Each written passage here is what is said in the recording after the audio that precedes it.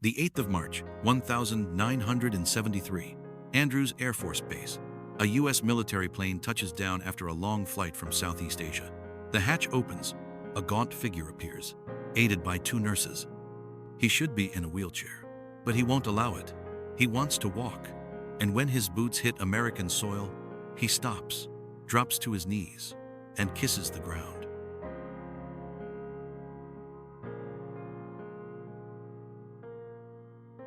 He was just a small-town kid from West Virginia, born the 24th of February, 1947, in the heart of Appalachia.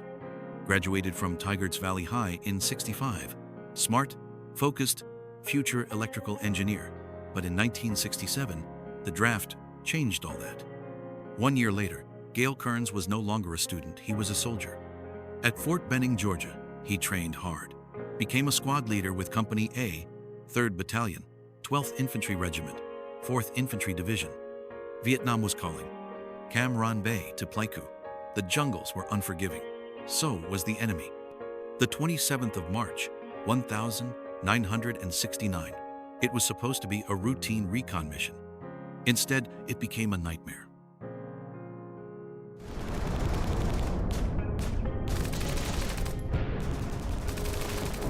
They were ambushed by North Vietnamese troops.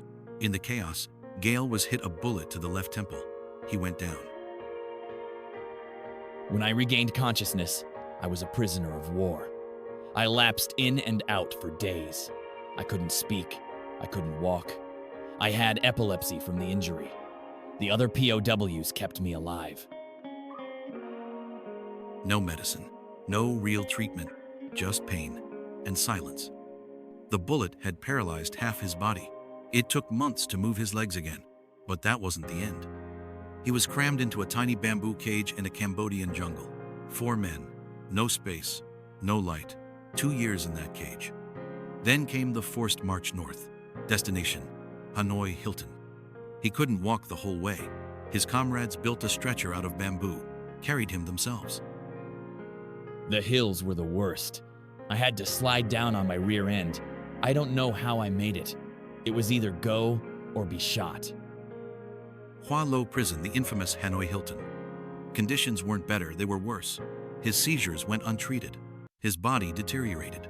4 years of hell. But he never gave up. March 1973, Operation Homecoming. After 4 long years, Gale Kerns was coming home. His family had thought he was dead. They were never told he'd survive. He was flown out with other injured POWs. On the 8th of March, he landed at Andrews Air Force Base. Everyone expected him to come off the plane in a wheelchair. He refused. He leaned on 2 nurses, walked down the ramp, and when his boots hit the tarmac, he dropped to his knees, kissed the ground. He was medically retired later that year. His body bore the scars of war, but his spirit, unshaken.